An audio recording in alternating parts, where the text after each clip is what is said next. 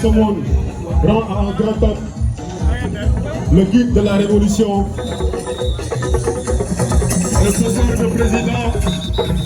le faiseur de maire, le faiseur de député, président Ousmane Sonko. Soyez le bienvenu, monsieur le ministre, vice-président de Pastef les Patriotes, le professeur Daouda Ngom. ñu ngi lay wax dalal ak jàmm fii ci Somone.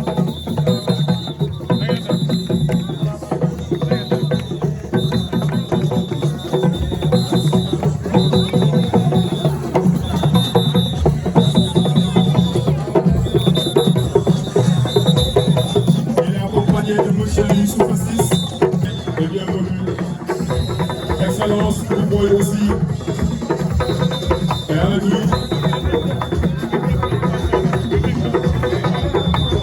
Nous souhaitons aussi le mouvement Jigéenu Pastef qui accompagne Madame Thiaw. yéen a ngi wane ne jigéen moo xewle tamit tey ñu ngi leen di remercier bu baax ci accueil bu chaleureux bi ngeen réservé Madame Thiaw. moo ci bu Somone amoo leen borom.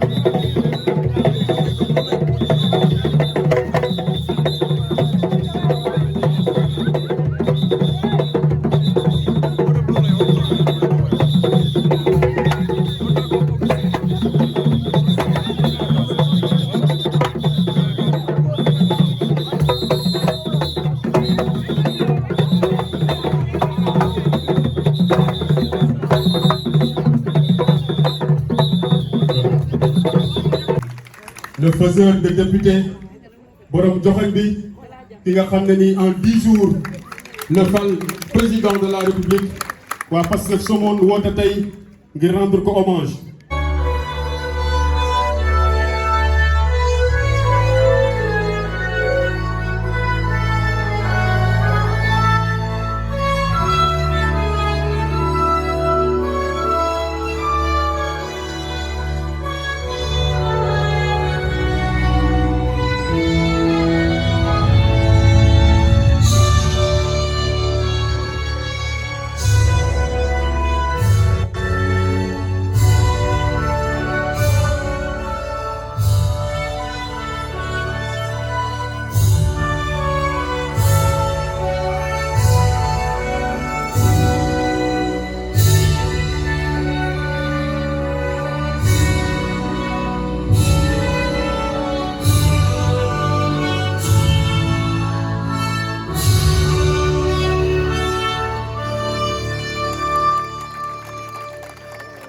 Assalamu alaikum Molomi, assalamu alaikum Wastomon. Madame la marraine Khady Gaye, Monsieur le parrain, Monsieur Ibrahima Diouf, Excellence Ibou Boy, Monsieur le panéliste, le professeur Daouda Ngom, chers invités à vos grades, titres et mérites. C'est avec un immense plaisir et une profonde responsabilité que nous prenons la parole pour souhaiter la bienvenue à nos invités. Cette journée qui est aujourd'hui dédiée au président Ousmane Sonko est venue à son heure parce que ça nous donne une occasion de lui réitérer notre engagement et notre accompagnement. C'est notre président, c'est le président de tous les patriotes. Depuis ce grand homme élevé au rang de gardien de la Révolution incarne le courage. Il incarne la conviction dans le combat politique qu'il a mené et qui a rétabli aujourd'hui l'espoir pour tous les Sénégalais. Chers invités, cette journée est à la fois un moment de reconnaissance et de réflexion. C'est un moment de partage au cours du parcours politique marqué par l'histoire récente de notre parti, le Pastef Somone, et qui nourrit tout l'espoir d'une génération. L'homme que nous rendons hommage aujourd'hui est un maître du monde. Qui va doit titre, c'est le professeur Pascal Boniface, qui est un analyste politique très réputé. Donc, ce que je dis titre Bobu, c'est parce qu'il le mérite. Nous le président Donald Trump, loolu di wone gëdd bi nga xam ne le président Ousmane Sonko am na ko au niveau international. mbokk yi le portée du discours du président Ousmane Sonko dépasse nos frontières. Ce panafricain a redonné l'espoir de l'Afrique toute entière. À travers cette rencontre, nous célébrons non seulement un homme, mais aussi une vision, une dynamique influente et un engagement au service du peuple sénégalais, tel que le veut notre devise, le don de soi pour la patrie. Je tiens à remercier le secrétariat général de Pastef les Patriotes à travers la ministre Khady Gaye,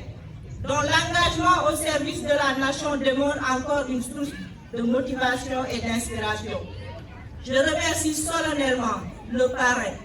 M. Ibrahima Diouf. M. Diouf, depuis les débuts de PASTEF, mon frère Alilo l'a rappelé. Vous avez fait de votre école un siège pour le PASTEF au monde. Nos plus grandes rencontres se sont tenues et se tiennent encore à Djamlapé.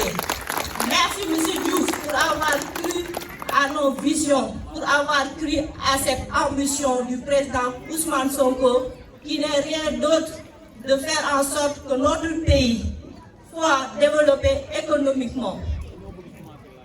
Nous remercions également le professeur Daouda Ngom qui a accepté de partager avec nous ses analyses sur le thème, le PASTEF, une histoire, un combat politique, une vision pour le Sénégal. Ce thème nous permet de réviser le parcours politique marquant de PASTEF. Il nous fera comprendre les fondements d'un engagement collectif. Il nous poussera aussi à aborder, à réfléchir ensemble aux perspectives pour la vision de PASTEF les Patriotes pour le Sénégal. Nous sommes convaincus, Monsieur le ministre professeur Daouda Ngom, que les différentes dimensions de cette thématique seront développées avec rigueur et expertise. Nous saluons également, avec tout le respect, l'honorable député Ami Dabo, Madame la directrice de ICEA, Madame Thiaw, pour votre engagement au niveau du département qui ne fait plus aucun doute. Je remercie solennellement mes frères, mes petits frères de la JPS. Vous êtes des personnes engagées, vous êtes jeunes, mais aux âmes bien nées, la valeur n'attend point le nombre des années. Vous avez démontré que le président Ousmane Sonko peut compter sur vous. De la même manière, je remercie la JPS, parce que le président Ousmane Sonko réitère sa confiance à travers la ministre Khady Ndiaye. Merci beaucoup, Monsieur le Président de tous les patriotes, pour cette remarque. Je remercie enfin les militants de PASTEF et aussi les sympathisants. Merci à la population de la Somone. Votre forte mobilisation témoigne de l'intérêt que vous portez à PASTEF Somone. Mention spéciale au bureau communal de PASTEF Somone. Vous avez montré que vous ne badinerez jamais avec vos ambitions, avec vos convictions. Ci li ngeen gëm ci ngeen di nekk te li ngeen gëm mooy le président Ousmane Sonko. Par ces mots, je vous souhaite la bienvenue à notre chère commune, la Somone. Sur ces mots, je déclare ouverte la journée dédiée à l'hommage pour un président exemplaire, le président Ousmane Sonko. Je formule le vœu qu'on revienne ici en 2029 pour célébrer la victoire du Sénégal, qui sera la victoire du président Ousmane Sonko. Merci de votre aimable attention. Vive le président de PASTEF les Patriotes, vive la Somone, vive le département et vive le Sénégal. wala lu baax munoo bañ loolu kon nag en tout cas ñi mel ni man li ñu ci gën a dugal jubal jubante xam nañ ne ku am société moo koy tax a dox beneen bi am doole mooy ñu ne ndaw ñi au départ ñu ne ndaw ñi ñoo ko topp te ñëpp d'accord nañu ne avenir suba ndaw yi la ma ne kon deuxième point boobu lu am solo la bi ëpp solo encore nit ku taxaw jaar fi mu jaar ak ñun ñi nga xamee ne tëb ñëw ba am 70 ans xam liggéey ni mu mel xaalis ni mu mel soleil àddina bi ni mu mel nga taxaw ne liggéeyal naa réew mi 15 ans musuma laal benn dërëm te jaar ci porte yoo xamee ne yi mun nga nekk multimilliardaire ñun ñii yorul lu bari di jànkonte ak ñoom di gis yenn yi wax dëgg yàlla ku dégg wax bu mel noonu dana la frappé donc lii moo ñu ci gën a frappé ñu xam ne kii ku ko jàppale sa bopp nga jàppale ku ko jàppale réew bi nga jàppale donc man lay awma ci xel yaar ci ndaw yi nga xamante ne ñoo nekk PASTEF Somone ànd ak jigéen ñi nga xamee ne wax dëgg yàlla seen taxawaay ñëpp ràññee na ko élection yi fi passé bi ñuy fal le président te président joxoñ président Diomaye Faye yéen xale yii yéen a def porte à porte képp ku xamul woon ci dëkk bi ngeen xamal ko teg ko ci yar ak teggin ba victoire bi ñu soxla woon ñu am ko neexalaate amu ci mais xaalis amu ci puukare amu ci donc victoire bi yëpp seen mérite la ñun dañu nekkoon uniquement pour di leen accompagner waaye wax dëgg yàlla mérite bi yëpp yéen la kon maa ngi wax waa PASTEF yi fi teew tey jóge ci yeneen région yi inspiration bi ngeen am def ko ci fayda di def porte à porte expliquer nit ñi loolu dong la Sénégal soxla Sénégal soxlaatul mbumbaay mu dul jeex ak maye xaalis jox nit xaalis pour mu ñëw feetal tamit je vous remercie. mbokki département de Mbour asalaamaaleykum mbokki Sénégal mbokki diaspora maa ngi nuyu ku nekk sa tur ak sa sant di leen féliciter ku fi teew góor jigéen mag ak ndaw di leen masawu coono ndax xam nañ ne organisation week-end bu mujj wala weer yu mujj ci taw bi yombul ndax dafay tomber ak programme yu bëree bëri waaye malgré tout réitéré waat ngeen seen engagement seen détermination ak seen sacrifice ci projet Pastef nuyoo bi nag dama ciy jiital ñi nga xamante ne ñoom ñooy le bureau de la section communale de Pastef Somone nga xam ne dama leen koy beral ndax lu bëree bëri loo xam ne dafay feeñ ci politique ñoom dañ ko wone ñaareel bi suñu coordinatrice wax na ko léegi ci discours am ma ko remercier au passage moom ak waa Mojib maa ngi leen di gërëm di leen sant di leen encouragé waat ci taxawaay bi nga xam ne am ngeen ko ci projet bi ci taxawaay bi nga xam ne am ngeen ko ci fii ci Somone waaye le bureau bi nga xam ne moom la ñuy tudd léegi dañu nekk d'abord membre JPS dafa baax ñu leeral ñi ngeen gis fii sànq ñu nekk ci organisation bi te bii barki démb ñoom ñëpp membre JPS départemental lañ nekk tamit représenté la JPS communale de Somone yemuñu ci tamit taxawaayu bureau section communale de Somone loolu nekk lu particulier ndax xam nañ ne am engagement politique nga nekk ndaw nga nekk fonctionnaire nga nekk ouvrier nga nekk étudiant nga nekk élève yombul waaye jeune Pastef jeune Somone la jeunesse patriotique de la commune de Somone ñu ngi leen di jaajëfal di leen rendre hommage ici ci bés bi nga xam ne moom ngeen beral le président Ousmane Sonko di leen rendre hommage parce que dañ ko dund ak yéen bu ñuy wax le sacrifice bu ñuy wax le don de soi pour la patrie la jeunesse patriotique du département de Mbour def si am liggéey bu am solo boo xam ne accomplir nga ko waaye tamit muy continuer di ko accomplir waaye tamit don de soi pour la patrie boobu jeunesse patriotique bu Somone def nañ ci liggéey bu am solo kon loolu mënuñ ma ko woon ñàkk a wax ndax dañ koo liggéey ay guddi liggéey ko bëccëg liggéey ko muy taw liggéey ko muy naaj may nuyu aussi ñi nga xamante ni ñoom ñooy les Linguère nga xam ne seen coordinatrice def na léegi discours Linguère département de Mbour maa ngi gis fii ay kat yu bëri ñoom yaande maa ngi gis madame Thiaw directrice maa ngi gis ñëpp ñi nga xamante ni ñoom ñoo yàgg a takk nekk ay jigéen maa ngi gis Ami Dabo di gis suñu maire Mujj Diop nga xam ne ñun waa JPS fépp fu ñu taxawee ñoom tamit ñu ngi suñu ginnaaw ànd ak ñun ci terrain bi kon waa Linguère département de Mbour waa Linguère Somone ñu ngi leen di remercier di leen encourager bu baax a baax di leen féliciter ci taxawaay bi ngeen taxawee ci projet bi. di nuyu tout le bureau de la JPS départementale de Mbour nga xam ne teew nañ fi tey di nuyu d'une manière générale les fervents défenseurs du projet nga xamante ni ay ndaw lañ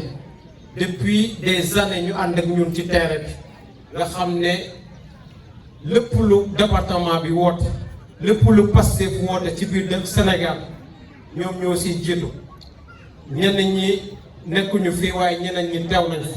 cette jeunesse patriotique du département de Mbour ñu ngi leen di rendre hommage à l'occasion de cette journée. bu ma fa jógee damay nuyu toutes les autorités yu fi teew di jiital ci nuyoo bi monsieur le ministre Daouda Ngom moom tamit nekk un parrain de la JPS départementale de Mbour un parrain de la JPS nationale ndax lépp lu ñu mën a woote fii moom ci boppam moo ci jiitu ànd si ak ñun ba mu jeex. Professeur Daouda la JPS départementale de Mbour ñu ngi lay rendre hommage di rendre hommage aussi di nuyu le ministre la marraine bi nga xam ne moom mooy le ministre Khady Gaye Diène moom tamit nekk kuy gunge JPS saa su ne di nuyu ñi nga xamante ne bu ñuy wax JPS tamit bokk nañ si ñu doon gunge nga xam ne ñoom ñoo ŋànk le bureau de Pastef département de Mbour nga xam ne c'est des hommes et des femmes désintéressés ñoo xam ne ñu bëri xamuñu leen sax ndax bëgguñu fës dañuy ñëw rek liggéey lu ñuy liggéey dem seen yoon nga xam ne mën naa ci lum suñu doyen Taabaan ak Ansoumane ak ki nga xamante ni moom mooy Assane ak ñoom Papalou ak ñi nga xamante ni moom mooy suñu doyen Omar ak aussi ñi nga xamante ni ñoom ñooy Mame Sidi Fall ñoom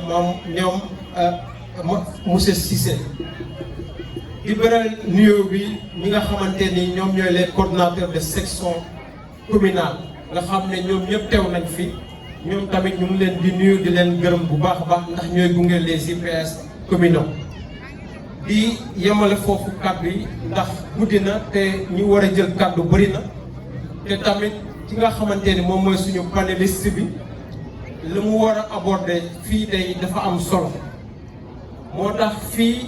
lay réitéré waat notre engagement notre détermination bi nga xam ne moom lañ amoon depuis le début du projet de Pastef muy 2014 engagement bu ñu amoon jamono yooyu tey lañ ko gën a doubler tey lañ ko gën a tripler ndax tey la révolution bi gën a dëggal boppam révolution boobu nag mënul yomb parce que dafa am li Thomas Sankara doon wax mu ne révolution bi mu ne car mu ne il y a des gens yi nga xamante ne dañu nekk ci car bi waaye mënuñu suivre cette révolution mu ne à chaque accélération de notre part ils vont tomber à chaque virage ils vont s'écrouler nous ne les ramasserons pas parce qu'ils ne sont pas des révolutionnaires loolu nag moom la Pastef woon tey nañ xam ne mënul yomb te tamit ku ci bokkul yàgg-yàgg da ngay wàcc ñun ñi nga xam ne tamit pare nañ pour gunge le projet pare nañ pour dem si ba jeex dañ takkuwaat am détermination bu ñu amoon bu ko defee la ñu bëgg mëbët suba muy 2024 incha allahu rabbi mu mën a sot kon maa ngi yemale foofu kàddu yi di leen gërëm di leen sant wasalaam jërë ngeen jëf merci beaucoup. rabbi shrah li sadri wa yassir li amri wahlul uqdatan min lisani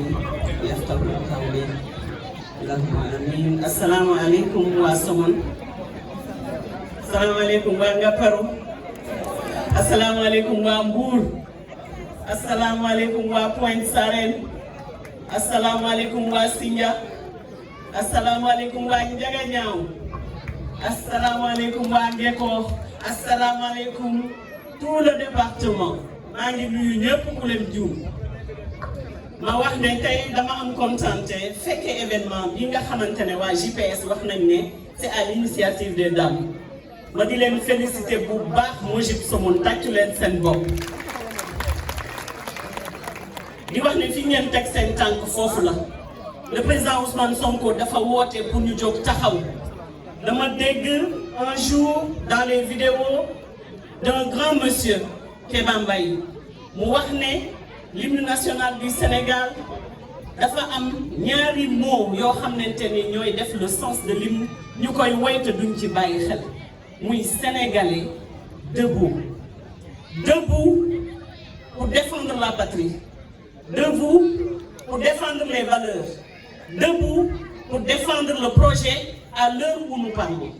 te Somone ci loolu ngeen nekk maa ngi leen di féliciter bu baax ci seen vision seen taxawaay seen résilience parce que nag fekk ngeen sur le terrain ñoo xamante ne c'est des dinosaures de la politique te da ngeen a impacté ba Pastef gagné Somone kon da ngeen continuer le travail ba nga xamante ni bu ñu demee ba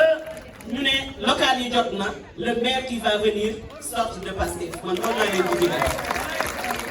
doyen Ciss wax na ko. booy topp na nga topp koo xam ne xam na fu mu jëm le président Ousmane Sonko dafa xam fu mu jëm ñi mu àndal xam fu ñu jëm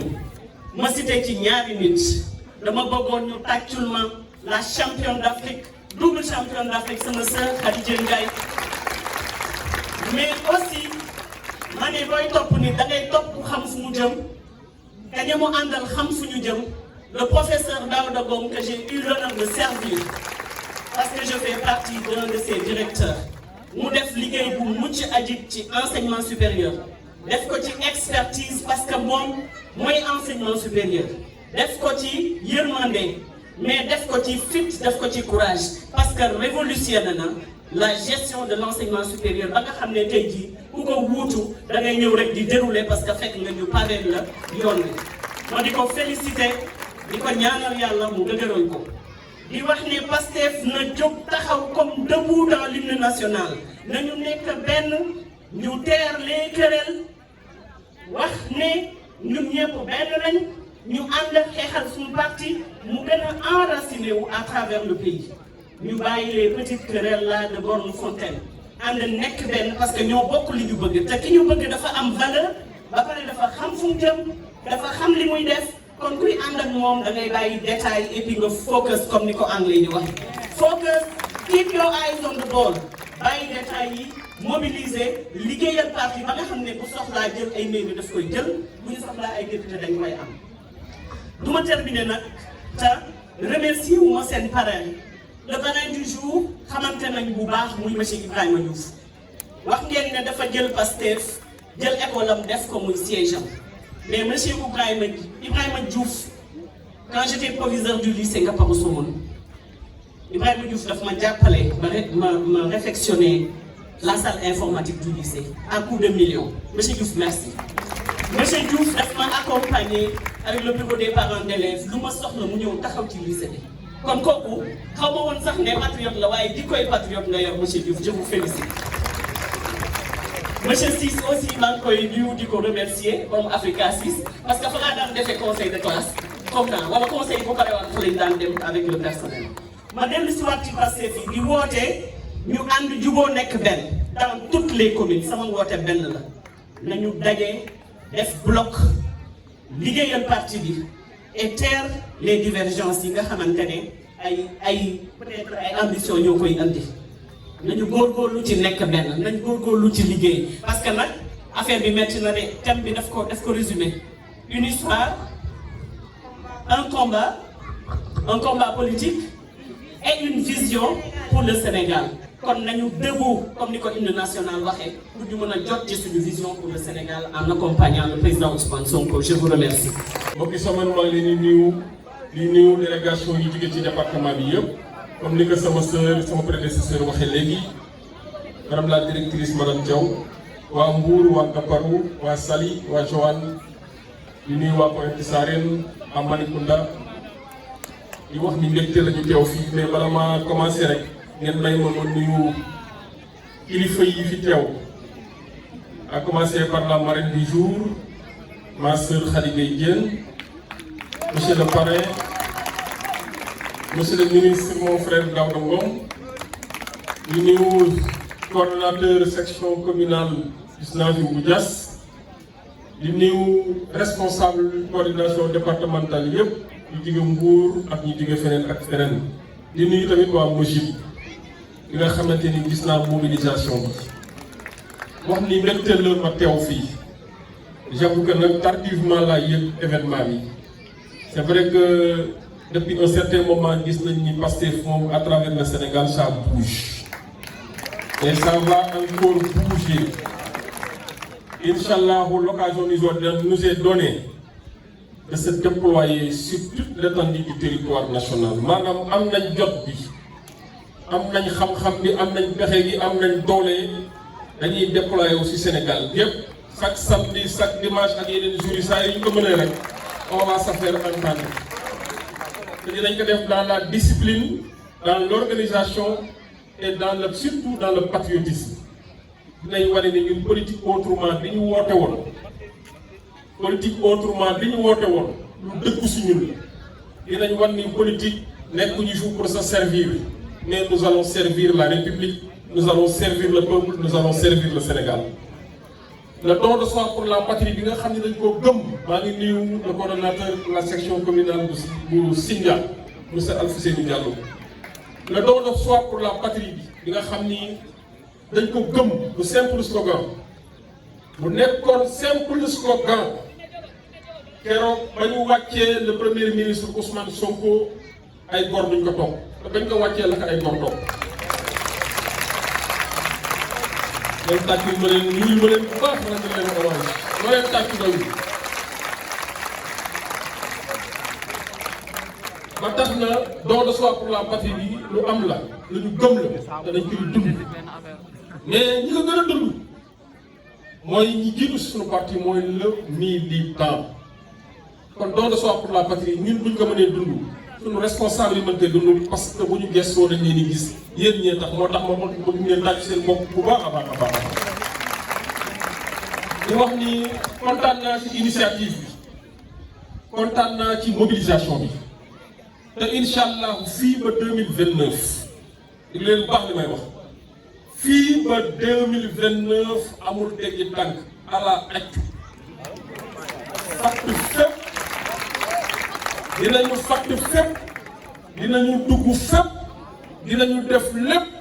dinañ matale lépp incha allah le président Ousmane Sonko vivement notre 6e président de la République.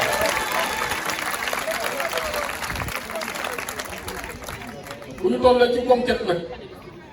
des fois am ñu rëcc lu ñu mën a dabe dañ leen dabe ñeneen ñëw leen dellu si des fois am ñeneen ñoo xam ne ñu ngi hésité dinañ leen suñu posture ak suñu comportement nañ ñuy ñëwee nag ñu dem jëli leen ñu ñëw parce que Sénégal bi ñu bëgg a tabax boobu Sénégal comme ni ko seen thème bi waxee ñëpp ay ànd ñun ñëpp ay booloo xam lan mooy mission bi xam lan mooy objectif bi mooy tabax réew mi jël suñuy ego personnel teg ko de côté ñu fexe réew mi ñu tabax ko dans la discipline tabax ko dans le respect de nos institutions mais tabax ko nag dans le patriotisme parce que patriotisme mooy defar dëkk te man gëm naa ni la ngeen nekkoon démb ak bërki démb ba ànd seeg le président Ousmane Sonko depuis 2014 incha allah di ngeen ci nekk 2027 ñu préparé ko parce que 2027 date bu repère la date bu symbolique la am na ku ko wax léegi Pastef partout et Pastef pour tout Inch'Allah 2027 Somone va vibrer Pastef Inch'Allah rabbi ma leen di gërëm di leen sant di wax ni gërëm nañ leen rafetlu nañ initiative bi félicitations jërë ngeen. bokki Somone ak bokk yi fi juux tey yëpp ñu ngi leen di nuyu na mu gën a selle di leen ziar yéen ñëpp na mu gën a tedde. Je suis obligé d'élaguer la partie protocolaire de mon mot introductif pour permettre aux professeurs panélistes de gagner du temps. Wante am na lu mënul a ñàkk parce que ki waral xew wi tey fii ma toog nii mënoon naa wax lu bari ci moom muy président Ousmane Sonko. wante tey du bés bi tey waxtaan bi leneen dama bëgg am loo xam ne li ma wax ne mënut a ñàkk ci partie protocolaire bi mooy section Pastef bu Somone xale yi monsieur le ministre ñu jar a jaajëfal lañ waaw ndax tanta mi place bii dispositif bii ku ko xool xam ne jël na temps jël na ñàkk am na lu mu jël si koppar jël na jot lépp jël na ko pour lii mën a am lépp pour rek sargal le président Ousmane Sonko loolu mënuñ ko bañ a wax ci protocole loolu lu am solo la ñu ngi leen ciy jaajëfal bu baax a baax seen liggéey li rafet na ñu ngi koy rafetlu bi ci des mooy ni ngeen tànnee seen tànneef bi du doomu aadama yàlla daf ko bind mu matul li muy juum dafa bari mais yéen da ngeen tànn def zéro faute li ko dale ci panéliste bi jaar ci marraine bi ba ci parrain bi ku nekk buñ la waxee li mu def di Pastef da ngay xam ne fañ ko teg place am lañ ko teg mais man am naa benn crainte bu ndaw sunu marraine bi kii dafa dig Sénégal trop de kii bu fi nekkoon coupe du monde bi kii dig na Sénégal de ah mu ngi noonu daal waaw kon ñaanal marraine ñaanal bi ci des mooy balaa may lancer le professeur mu dérouler affaire bi mooy Pastef dafa am benn affaire bu ci ne dafa am benn piège bu Pastef teg boo xam ne nii àggal na xaree jéggi piège bi Pastef teg ay balaa nga koy jéggi xam ngeen lu tax waaw ku jaarul si yoon wu jub bi fan ngay jaar ah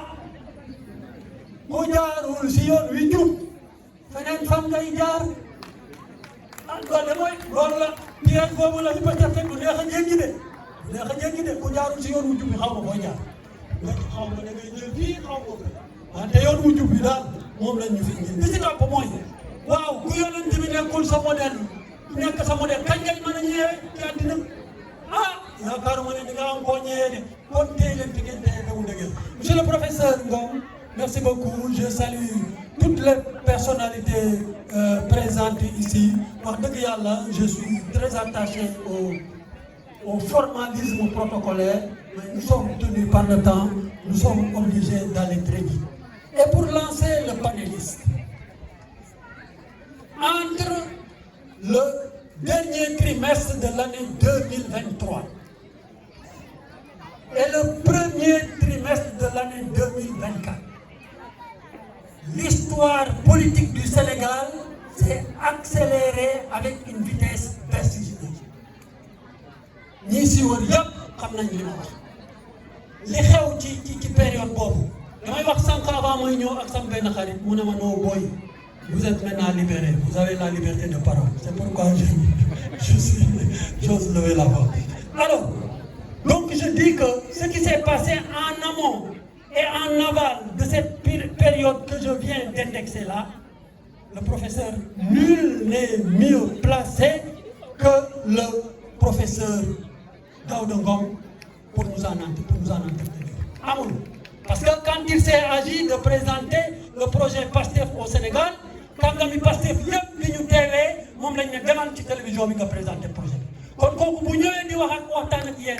di jël di parti bi ak parti bi fan la jëm vous ne pouvez pas avoir un panéliste plus excellent que lui monsieur le professeur je ne vais pas abuser de la parole je vais vous la passer pour juste dire que la réussite d'un exercice bu mel ni bii professeur bi di def dépend moins du nombre de participants que de la qualité des participants. Et les personnes qui sont ici présentes sont des personnes de qualité. Yal na yàlla def ñu dégg message bi Pastef yal na ko yàlla may doole ba li mu bëgg ci réew mi mu am ko. Asalaamualeykum wa rahmatullah wa barakatuh. Professeur, vous avez la parole. Merci beaucoup, Excellence. Oui. Damay commencer par di wax mbégte mi ma am. pour ñëw fii ci Somone ma di ci profiter di remercier vivement la section communale de Pastef Somone di remercier la JPS mais surtout di beral loxo jigéenu Pastef waa Mojib di remercier aussi toutes les sections communales les 16 sections communales et la coordination départementale de Mbour di rafetlu opportunité bi ngeen ma jox parce que c'est une opportunité ma jàkkaarloo ak les frères et sœurs patriotes di échanger ak ñoom sur un sujet politique mais également intellectuel ma ci profiter aussi pour féliciter la marraine ma sœur Khady Diène Gaye ak le parrain di Ibrahima Diouf. Pastef, une histoire, un combat politique et une vision pour le Sénégal.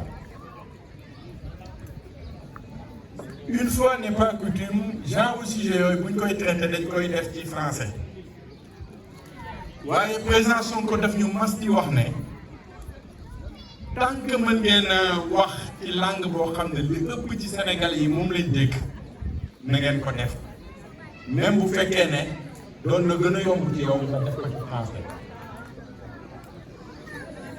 mu nekk thématique boo xam ne une thématique très pertinente et d'une très grande importance pour la vie de notre parti moo tax ma ciy profiter di encourager section communale u Somone di wax yeneen section communale yi nañu topp ci tànki Somone pour animer le parti. thématique bi nag man dama koy aborder ci 2 phases la première damay def histoire et combat politique après ma wax vision Pastef. Histoire et combat politique bu Pastef nag c'est inextricablement lié ak histoire politique bu président Ousmane Sonko. munoo wax benn bi nga waxoo beneen bi. Pastef muy patriote africain du Sénégal pour le travail, l'éthique et la fraternité et souvent ñu bëri dañ koy fàtte. premier acronyme bi africain nekkut woon c'était patriote du Sénégal pour le travail, l'éthique et la fraternité mais pour gën a fësal patriotisme président Ousmane Sonko ak Pastef ci boppam ci lañ ko ci dugalee. Pastef nekk parti boo xam ne dañ naan Pastef a mené l'une des ascensions politiques les plus fulgurantes et les plus tumultueuses de l'histoire contemporaine du Sénégal. Parce que dafa jógee en 2014 une petite formation politique entre guillemets ba ëgg si fi mu ëgg si tey et dafa am benn il vous ignore ensuite il vous raille après il vous combat et enfin vous gagnez loolu mooy histoire bu Pastef bi ñuy door dañu doon sobental kenn faale wu ñu woon gars yi dañu doon wax ne un parti de plus ñu jógee ci loolu ñu mujj gi ni ñu kaañoo naan ñu parti Facebook di ñu tooñ lu ne ñu koy wax ñu jógee ci loolu nag ñu jël ñu au sérieux commencé nos combats te defe naa dans l'histoire politique du Sénégal amul parti bu ñu xeexe ni ñu xeexe parce que mu faagaagal ba yàlla def en 2024 ñu ñëw ci la dernière étape où nous avons gagné. Mais du point de vue chronologique bu ma ko jàppee ci temps bi histoire politique bu Pastef dama koy diviser en 5 phases 4 la woon mais léegi am na 5 depuis bi ñu dàqee Ousmane Sonko moo tax léegi 5 phases laay wax. bu njëkk bi mooy la fondation et la ligne doctrinale du parti mooy 2014 bañ koy sos 2014 ba 2018 beneen bi mooy fi Pastef demee di am popularité am ascension war a dem ca kaw mooy 2019 ba 2022 beneen bi mooy li ma tuddee les années de braise mooy répression bu metti bi ñu tegoon Pastef jafe-jafe yi ñu ko doon teg xokkatal bi ñu ko doon teg entre dama naan 2019 et 2021 et 2024. quatrième étape bi nag moo nekkoon l'apothéose en 2024 l'arrivée au pouvoir de Pastef mais cinquième étape bi ma ciy yokk mooy les dynamiques politiques récentes bi nga xam ne 2026 la première étape mooy cëslaay ba mooy la fondation et la ligne doctrinale de Pastef nga xam ne 2014 lañ ko sos mais dama naan li ko sos mu ngi commencé le 2 décembre 2013 parce que 2 décembre 2013 il est comité d'initiative bi génn li ñuy wax le manifeste du patriote en janvier ñu génne l'appel aux patriotes mu nekk ñaari documents yoo xam ne dama ciy taxaw tuuti et dama ciy profiter pour ñaax les frères patriotes ñu dem liiriwaat le manifeste du patriote liiriwaat l'appel aux patriotes parce que ñaari documents yooyu dañoo expliquer lan moo waral création Pastef parce que dañoo posé woon beaucoup de questions Sénégal dëkk la boo xam ne en 1960 bi ñu jël suñu indépendance ñoo Corée du Sud ñoo yemoon même niveau de développement tey jii nii ñu bokk ci réew yi gën a ndóol ci àdduna bi Corée du Sud bokk ci réew yi gën a développé muy question lu tax ñu ne wat pourquoi Sénégal dëkk boo xam ne amoon na héritage ci colonisation Sénégal Afrique de l'Ouest moo nekkoon Dakar moo nekkoon la capitale de l'AOF bi ñu jël indépendance amoon nañ suñu port am suñu université parce que l'université de Dakar mooy la première université d'Afrique noire en Occident Sénégal moo ko am 1957 lañ ko créé mais le noyau remonte de 1917 ñu am chemin de fer am cadastre urbain loolu yëpp ñu am ko terewul ñu seetlu que ne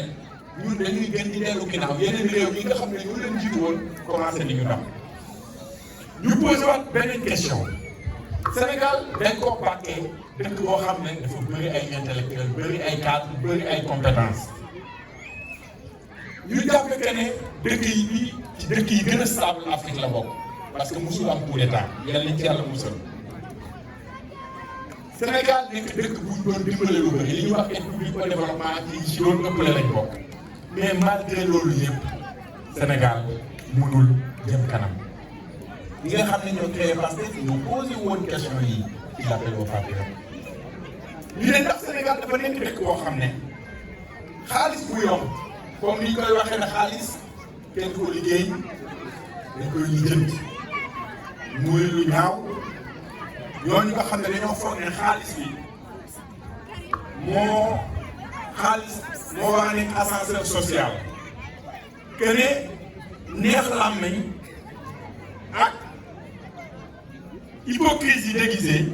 mooy li nga xam ne ni moo war a jëmmal nit ñu ne est-ce que Sénégal dafa war a nekk réew boo xam ne politique la ñuy utiliser pour dem ci kaw alalu réew mi nga xam ne ñëpp a ko bokk li ñëpp bokk ñëpp waxtee jot ñu di ko xàññoo ñu ne déedéet et loolu moo tax ñu ne dañuy créer Pastef et mu am une date repère li may wax nii bëri nañu nekk ci mbooloo mi mënoon nañoo toog fi ma toog di ko wax parce que dund nañ ci lu bëri ñoom une date repère muy le 4 janvier 2014 ci la njëkk a def assemblée générale parti Pastef nga xam ne ay jeunes cadres de l'administration ay fonctionnaires yu mel ni Ousmane Sonko nekkoon impôts et domaines ak ñoo xam ne ñu ngi woon ci secteur privé bi ak ñu nekkoon ci profession libérale mooy comme avocat yi ak ay enseignants ak ñu nekk ci milieu d'affaires mu nekkoon ñoo xam ne ñi ci ëpp musuloo milité ci parti politique Pastef mbooloo la tey waaye bañ koy sos feuille de présence bi 53 personnes moo fa nekkoon assemblée générale Pastef tey muy drainer ay millions de personnes et bi ko sosee dafa am une ligne doctrinale musuñu cee wax itam le discours de Pastef se structure autour du souverainisme économique moom sa bopp ci wàllu koom-koom du panafricanisme de la lutte acharnée contre la corruption mais également d'une rupture radicale avec les pratiques néocoloniales et le système politique traditionnel politique ni ñu ko doon defee bu njëkk ñu jël nag li ñuy wax le don de soi pour la patrie def ko muy suñu cëslaay bi ñu créé parti bi en 2014 amagul woon récépissé moo tax en février 2015 je crois bien bu ma juumul le 22 février 2015 il est Pastef jot récépissé comme parti politique.